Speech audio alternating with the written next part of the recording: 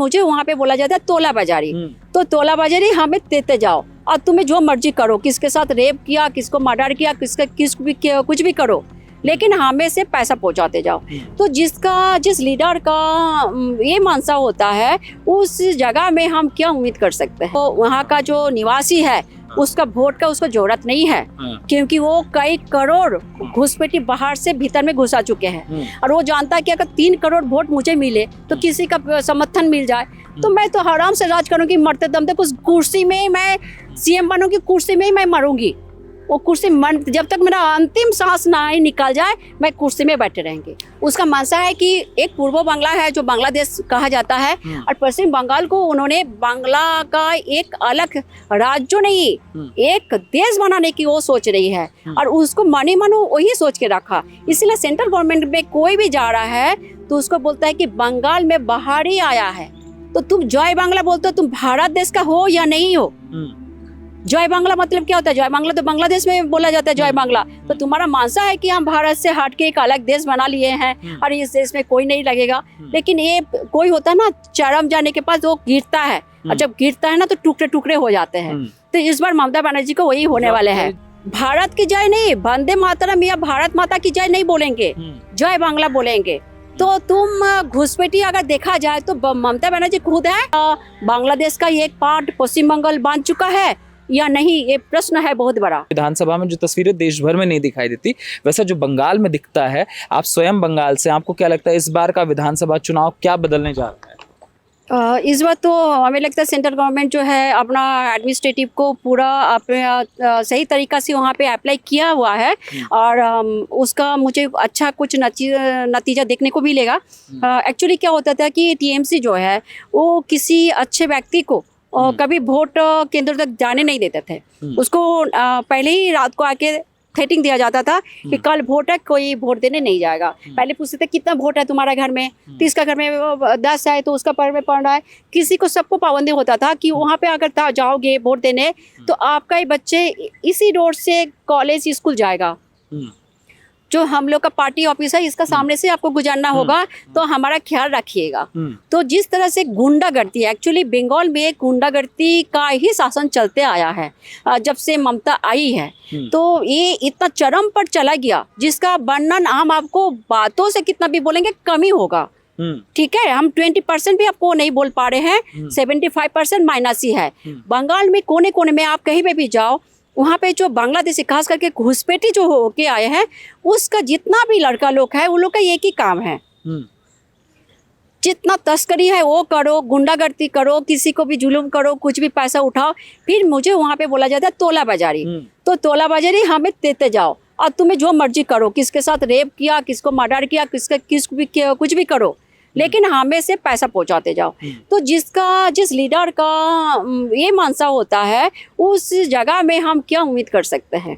और अभी तो उन्होंने जी जान, क्योंकि इस बार सेंट्रल फोर्स जो है वहाँ पे काफ़ी सारे हर जगह से वहाँ पे एकदम भर दिए हैं। थाना के पास भी वो लोग तैनात है ताकि कोई अगर किसी के साथ गलत होता है तो सही ढंग से एफआईआर भी हो, क्योंकि वहाँ पे बंगाल में आज कई दशक से, मैंने कई सालों से ऐसे हो रहा है कि किसी के साथ जुल्म हो रहा है और वो जाके वहाँ पे एफआईआर तक नहीं दर्ज कर पाएगी, क्योंकि बोलने का अधिकार भी नहीं है उसको कि उसके साथ क्या जुल्म होगा। तो थ्रेटिंग हमेशा दिया जाता है। एक्चुअली उसका गुंडा बाहर से नहीं आता है।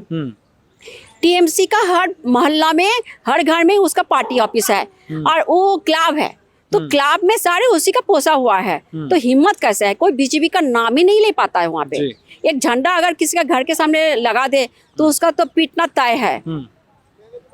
इस तरह से वहाँ पे मैंने इतना आतंक फैला के रखा। और वो चीज अभी इस बार का जो इलेक्शन है ये बहुत घमासान इसीलिए हो रहा है क्योंकि सेंट्रल गवर्नमेंट भी बंगाल को बचाने के लिए दान लगा दिए हैं कि उसको हर हालत में बंगाल को बचाना। क्यों बचाने के बाद बोल रही हूँ, क्योंकि ममता बनर्जी उसका मानसा है कि एक पूर्व बांग्ला है जो बांग्लादेश कहा जाता है और पश्चिम बंगाल को उन्होंने बांग्ला का एक अलग राज्य नहीं एक देश बनाने की वो सोच रही है और उसको मानी मानो वही सोच के रखा। इसलिए सेंट्रल गवर्नमेंट में कोई भी जा रहा है तो उसको बोलता है कि बंगाल में बाहरी आया है।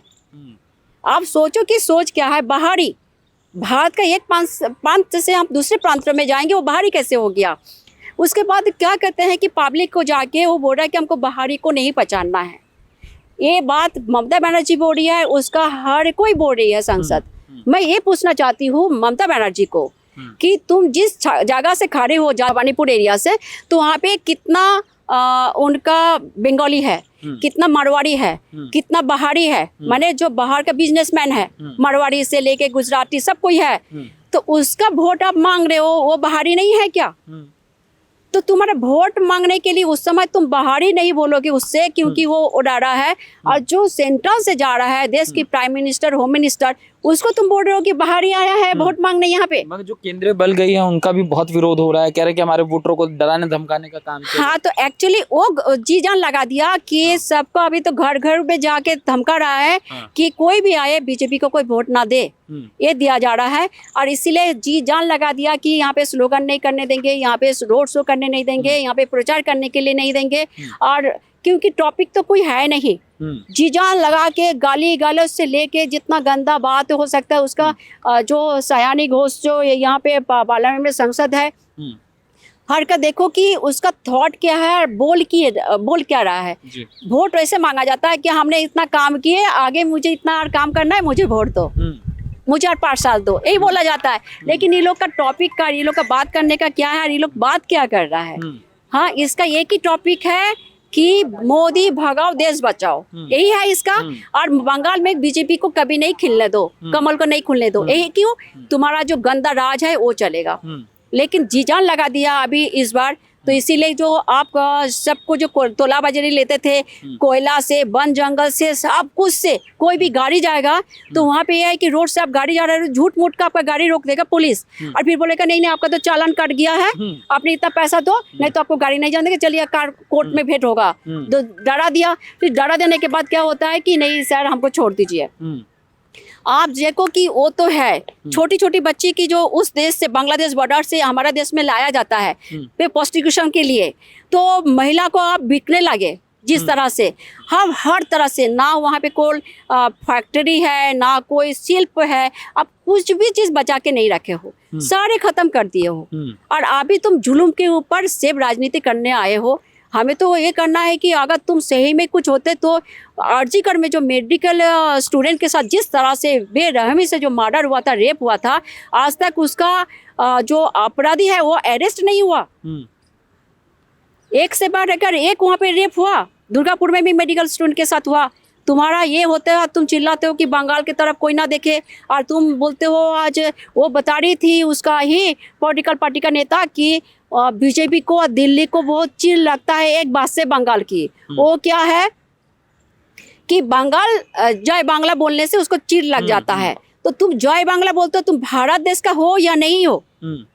जय बांग्ला मतलब क्या होता है? जय बांग्ला तो बांग्लादेश में बोला जाता है जय बांग्ला। तो तुम्हारा मानसा है कि हम भारत से हट के एक अलग देश बना लिए हैं और इस देश में कोई नहीं लगेगा। लेकिन ये कोई होता है ना, चरम जाने के पास वो गिरता है, और जब गिरता है ना तो टुकड़े टुकड़े हो जाते हैं। तो इस बार ममता बनर्जी को वही होने वाले हैं। जय बांग्ला वाला नारा, अभी शुभेंदु अधिकारी का रोड शो हो रहा था, वहां भी टीएमसी समर्थकों ने यही नारा लगाया था। हाँ, क्योंकि सियानी तो उस दिन बोले, खुलेआम मंच में बोला कि सब बोलो, जिल्ला के बोलो जय बांग्ला, क्योंकि इससे बीजेपी को चिढ़ लगता है। भारत की जय नहीं, वंदे मातरम या भारत माता की जय नहीं बोलेंगे, जय बांग्ला बोलेंगे। तो तुम घुसपैठी अगर देखा जाए तो ममता बनर्जी खुद है। अगर तुम गुजरात से हम बंगाल में जाएगा, या फिर होम मिनिस्टर या कोई भी भारत देश से वहाँ पे जाके वो कर रहा है वेस्ट बंगाल में, तो आपको वो घुसपैठी लग रहा है। कोई बोलता है बाहरी है, तो तुम बहिरागत, तो तुम तो खुद ही बहिरागत हो, तुम तो बांग्लादेशी हो, तुम वहाँ पे आके रड़े और वहाँ पे वोट मांगे तुम सीएम बन के बैठे हो। तो ये सब नॉनसेंस टॉपिक नहीं, ओरिजिनल जो टॉपिक है वो करो, मुद्दा लेके आओ कि पब्लिक को तुमने क्या क्या दिए हैं। सेंट्रल गवर्नमेंट का जो भी स्कीम है, तुम एक एक जगह में अपना स्कीम में वो चला दिए, फिर उसको काम करने नहीं दिया। जो सेंट्रल गवर्नमेंट का काम है वो करने में तुम रोके हो। मुद्दा तो एक ही है, मुद्दा बंगाल में कि एसआईआर और केंद्रीय बलों के माध्यम से भाजपा सत्ता में आने का पूरा प्रयास इसीलिए प्रयास नहीं कर रहा है, सही कर रहा है। क्योंकि ममता बनर्जी बंगाल की जो वहाँ का जो निवासी है, उसका वोट का उसको जरूरत नहीं है, क्योंकि वो कई करोड़ घुसपैठी बाहर से भीतर में घुसा चुके हैं। और वो जानता है कि अगर 3 करोड़ वोट मुझे मिले तो किसी का समर्थन मिल जाए तो मैं तो आराम से राज करूंगी, मरते दम तक उस कुर्सी में मैं सीएम बनूंगी, कुर्सी में ही मैं मरूंगी। वो कुर्सी मन जब तक मेरा अंतिम सांस ना ही निकल जाए मैं कुर्सी में बैठे रहेंगे। इतना कुर्सी का लालच क्यों है? जी। और भी तो है, उसको क्यों नहीं दिया जाता है?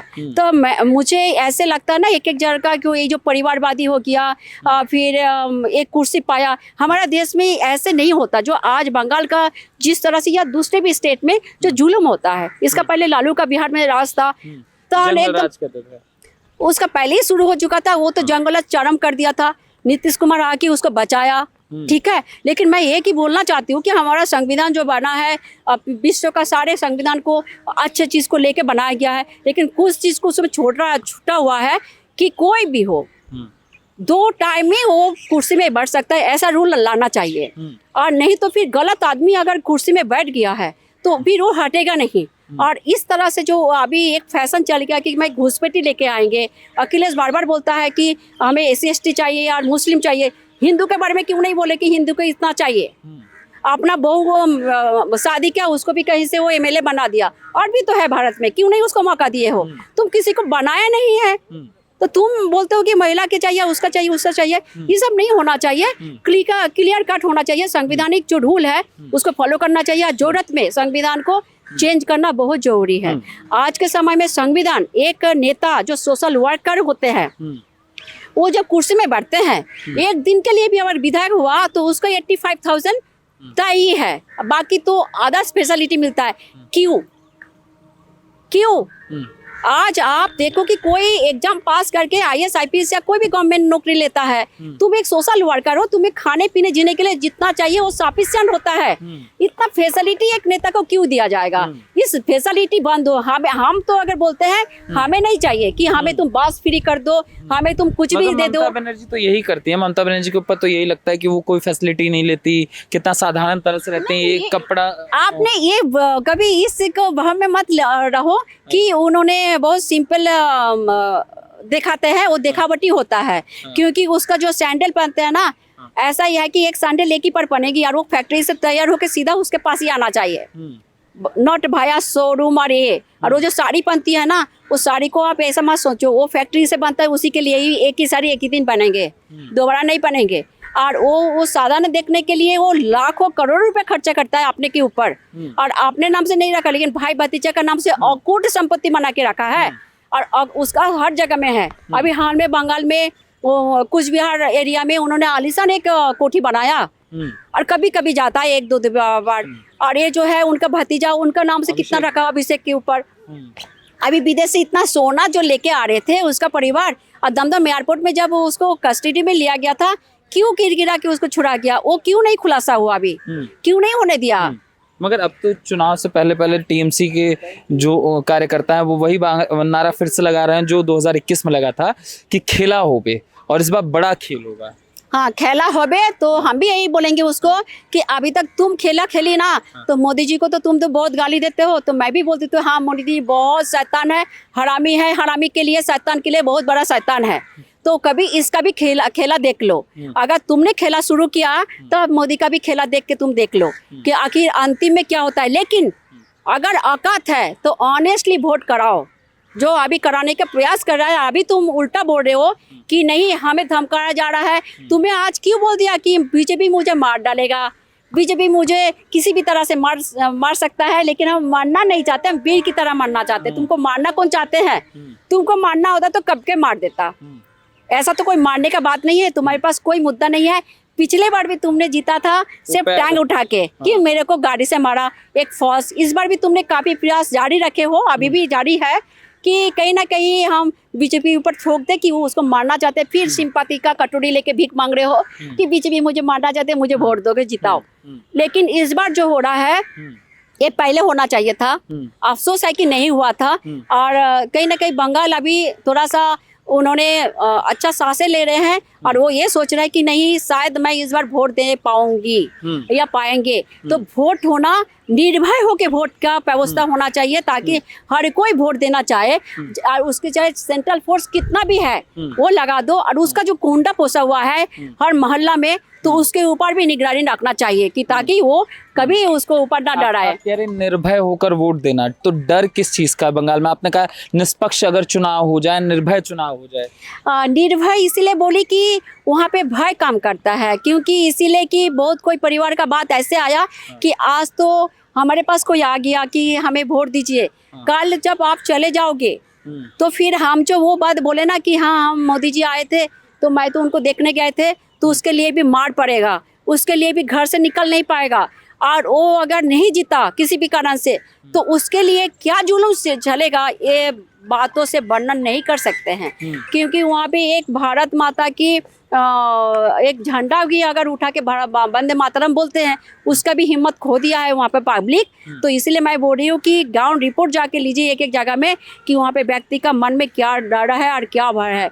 अभी तक तो इस्लाम का बहुत शासन हुआ, इसका पहले बंगाल में झीला है, लेकिन ममता बनर्जी जो दुनिया को दिखाती है एक सफ़ेद कपड़ा पहन के और नौटंकी करके मुस्कुरा के, और वो किस तरह से जहर फैला के रख दिया है कि आदमी किस तरह से जी रहा है, और उसका सिर्फ ताकत यही है जो घुसपैठी है वही है, इसके सिवा उसके पास कोई कुछ भी नहीं है। और उसको तो आप जो अर्जीगढ़ वाला मैटर हुआ तो उस समय तो सारे बंगाल का औरत दिखा दिए, सारे लेडी दिखा दिए, उन्होंने उल्टा आरोप लगाया कि रात को शाम के बाद क्यों महिला बाहर जाते हैं, और सारे बंगाल की औरत ने, लेडी बच्चे से लेके बूढ़े तक सब रात को रोड में रहा। आपका एक शब्द आपने नहीं बोले हैं, और आपका जो बंगाल में जितना एडमिनिस्ट्रेटिव है आपका पोषा हुआ है जी। ये सारे व्यक्ति ने देख चुका है। तो अगर आप पोष के नहीं रखोगे और अच्छा से आप राजनीति करते तब आप बोलते ही बात, लेकिन आपका जितना सोच गंदा है उससे भी ज़्यादा सोच आप पॉलिटिकल में और वहाँ का जनता के साथ आप कर रहे हो जो बाहर आदमी नहीं देख पा रहा है। इसीलिए उम्मीद तो है कि आप जितना भी विरोध क्यों ना करो, क्योंकि आप सोचो कि मुर्शिदाबाद में जब प्रोग्राम होने था, जब डिक्लेयर नहीं हुआ था उस समय वोट का, मोदी जी जाने वाले थे तो गो बैक मोदी लिखा हुआ पोस्टर मिला था। तो आप सोचो कि क्या मानसिकता है, और कि बाहर की इसको घुसने नहीं देंगे तो बाहर ही हो जाता है। तो आप सोच लो कि वो क्या बांग्लादेश का एक पार्ट पश्चिम बंगाल बन चुका है या नहीं, ये प्रश्न है बहुत बड़ा।